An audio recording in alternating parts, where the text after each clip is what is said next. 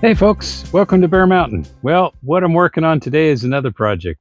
You might say, wasn't this the same shirt that guy was wearing in the last video on Wednesday? Could it be possible if these were filmed the same day? We don't know. Or does he just never have anything but red shirts? Or does he never change his shirt? Ooh. Anyway, now that we've gotten the basics over, what I want to talk about today is we are going to be harvesting our ranunculus corms. Now, a lot of people don't do that, particularly in the flower biz. They treat the corms that they buy as one and dones, and they don't waste any time, saving their corms and replanting them the next year. And a lot of that I can understand because in a commercial sense, um, it's just not worth your time and your money to be doing something like that. But in terms of a home gardening experience, it's kind of actually is worth the time because these things are getting more and more expensive as we kind of move forward in things in life. Most of these corms, they come from overseas, so they've got all kinds of issues attached to supply chain and all the stuff that's been going on for the last number of years and currently. But I'm not here to talk about that. What I'm trying to get to is, once you get a good set of corms, and if they're healthy plants, they should produce healthy corms that can grow plants again the next year. So we have really tried to make certain that when we grow our ranunculus, that they're growing in a protected area, that they don't get excessive overhead moisture, and that they're as free from rots and funguses as things as we can make. And this year was a very good year for keeping the funguses and things low. Uh, we didn't even get any powdery mildew on things, which is really impressive. I usually get powdery mildew on the ranunculus, but the foliage stayed clean, and I'm going to attribute that to a couple of things. I think just in general, our weather was decent enough, and that we, between the use of Jadam microorganism solution and the fact that I've got these guys growing under an electroculture area, that I think that helped keep the funguses and diseases down. We also didn't have any real insect damage. Sometimes you can get things that are boring in on things. And at this point, we haven't noticed anything on the foliage. Doesn't necessarily mean, though, that it might be the same underground. So we kind of got to take that into account. So the last thing I'm going to do here before I stop talking and actually do something is just give you an idea of how we store these guys. Now, when we dig them up, what we're going to be doing is we'll remove as much of the dirt as we possibly can. Now, these corms will probably have some very fine feeder roots on them still, and those things will just basically we're going to dry out in the sun. We're going to, well, not sun per se, but in this hoop house, we're going to leave them in the crate and let them dry for about probably up to a week, given the way our weather is going. And then they should be ready for storage. And what we'll do with that is storage is we clean them off the remaining, get any loose dirt off of them, any dead vegetation, tops, etc., off of them. Divide the corms. Actually, we divide while we're digging them because they're easier to do at that point. And then store them in mesh bags in a dark, cool place, and they'll be ready to plant again in fall. And for us, that usually means around the first week of October. We try to get the guys in the ground at that point so that they overwinter and bloom for us in March, and then we repeat the process. So as long as our plants are healthy, we're going to save them. Now, if we come across corms that look damaged, or they look like they maybe they just don't have that healthy look to them, like there's some uh, physical damage to them, or there's some fungal damage to them, we will not store them. We'll just throw those guys out. So every year we are buying a few replacement, just to kind of keep a general amount. Uh, what we target for is we like to get about a 40 or 50-foot row of a ranunculus. It gives enough nice cut blooms during the blooming time, and it just kind of really kind of lifts spirits in the springtime. So that's what we shoot for. typically our losses in the past when we dig these guys, if we've had no rot or mildews or things like that in the foliage, we tend to get a pretty good high percentage. We're talking about 80 plus percent, which would we consider useful for storing. We have in the past had problems with rot and things like that when we were raising them commercially, but we were able to since we were treating them as a throwaway bulb, it didn't really matter so much that the bulb had some rot or something like that too, because they were all disposed of. But in this case, when we plant, we try to keep a good spacing on it so we have good airflow. And then we keep the tunnels vented even in the wintertime. If we don't have any extreme wind or weather events or stuff like that, we'll keep the tunnel vented because these guys do really well when it's cool. They're not a warm season. I know we've gotten some questions of people in the past saying, oh, when you're planting ranunculus, is it too late to plant them in May? Well, yes, 99% of the time it is, unless you're in the southern hemisphere.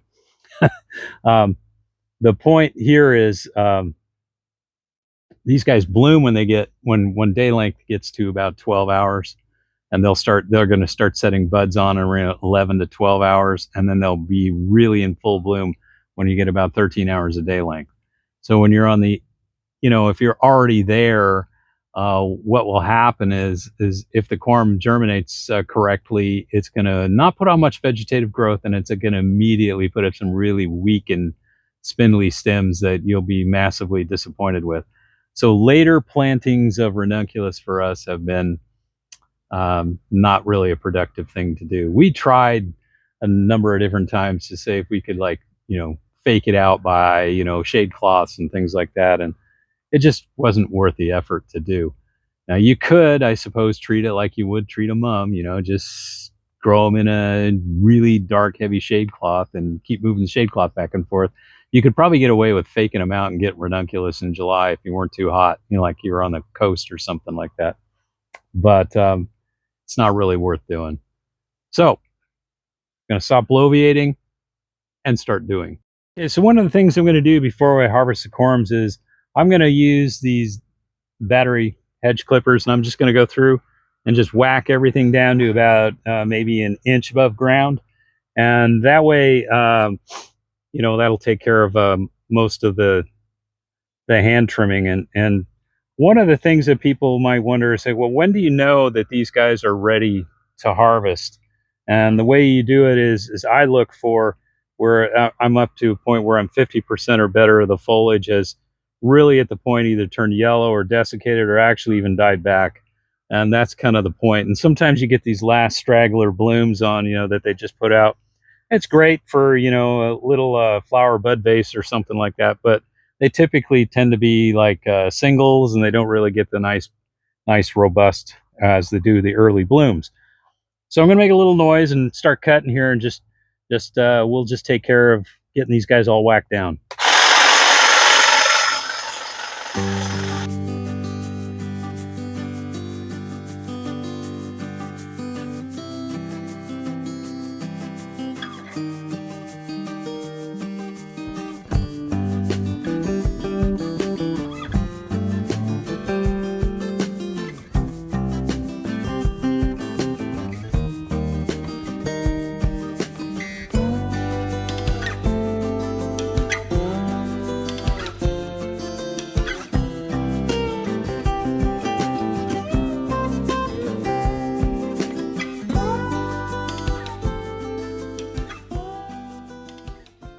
All right, so we got them all whacked down, and now the easiest part is since these guys are really shallow rooted and you don't plant them very deep at all, the corms are almost planted maybe tops a 1/4 inch to a 1/2 inch below the surface, and so it typically ends up being pretty easy to get them out. So I just use my hori knife, and I look at one of the plants and I just make sure I get underneath it and just kind of lift it out. And then what we end up with is this kind of thing. Now, what you can kind of see here is there's actually 3 plants here, and they're going to separate fairly easy. So there's 1, 2, and actually I could probably get more out if I want to make them smaller. But at this point, that's kind of the size I'm going for. You can, at this point, just clip off this extra vegetation stuff. I probably should do that. I'll come back when I harvest these guys into the crate. And that's it. So they're separated. And if they separate easy, you can take them down even further, in which case I just did this.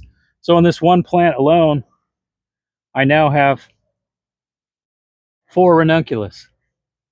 And this is one of my smaller plants here, so that's pretty cool. And so at the end, by the time I get finished with the end of this thing, I'll have enough to plant, extra corms to actually plant probably double this amount. So one of the things I'm going to be doing is I'm going to be very selective in terms of taking the best to plant for next fall. And then, I don't know what to do with the rest, but I'm guessing I can't really sell them because I'm not a nursery. But, in some cases, I suppose they're just going to get pitched. But here's an example of something that's malformed. You can kind of see, look at the roots. Hardly has any of those little cormlet things on it. This is one I'll just pitch it aside and I'll rake up with the other refuse. Sometimes they work and sometimes they don't. So they, in some cases, you may dig them up and they still have a certain amount of green on them. I'm not going to worry about that too much because in general, most of the corm is already dormant. So again, you can just kind of break them apart. It's really easy to break these guys apart at this stage.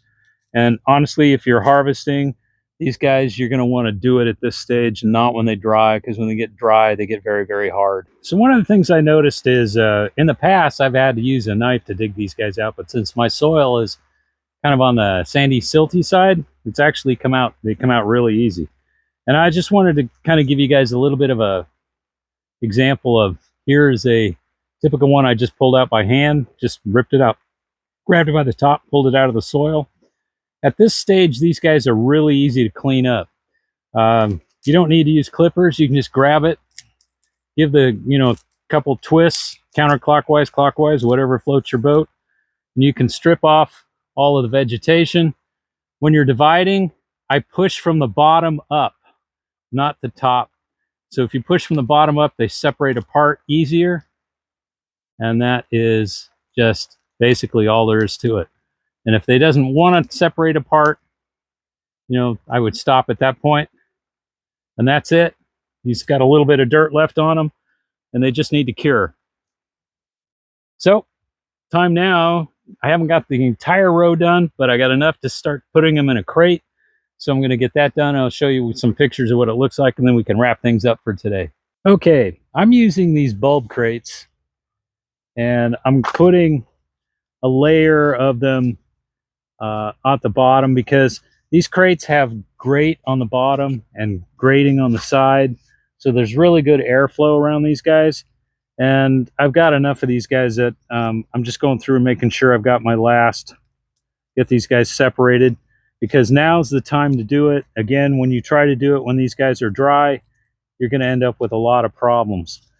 Another step that people would do at this point is particularly if you're kind of paranoid about dirt, give them a wash and remove any soil from them as best you can before you put them out to dry.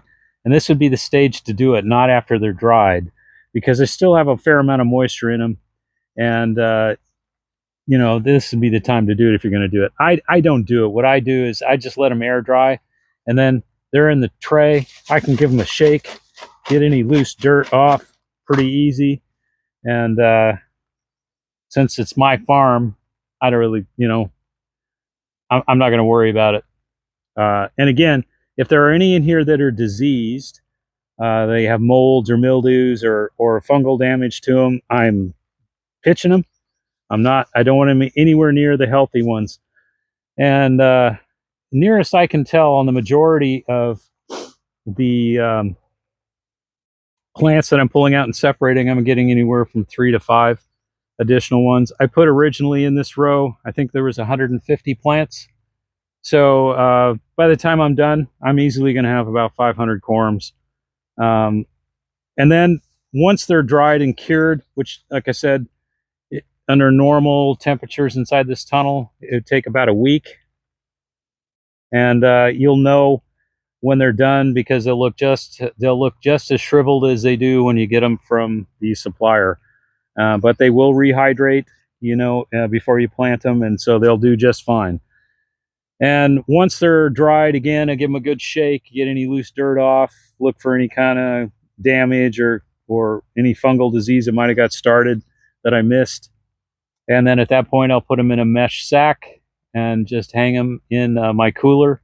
Not cooler, but it's a storage room that I have that's dark, and it stays at about 55 to 60 degrees during the summertime. So it stays nice and cool and dry. And it's low humidity. You want to store them in a spot that's low humidity. Don't put them in a fridge because that's high humidity. And frankly, they don't need to be stored cold. 60 to 65 is perfect storage. As long as they don't have moisture, they won't sprout. So you don't have to worry about that. And then they should be good for fall. And again, my target is to get them in the ground around the first to second week of October. That gives them, in my climate, zone 8B, a good, probably about 4 to 5 weeks of growing time before the daylight gets low enough that, things kind of slow down and the temperatures start to get cold. And that's it. So easily, if you wanted to keep making more and more of these things, I could triple the amount of production next year and triple it again, assuming I never got hit with disease. This is like the trouble with tribbles in the old Star Trek episode. They just keep getting more and more and more. But what I'm going to do is take the best and pitch the rest. So we'll see what they look like in the fall when I'm ready to plant. And that's it. That's all there is to it. So I want to thank you folks for watching today. And as always, stay safe out there, and we'll catch you on the next video. Bye-bye.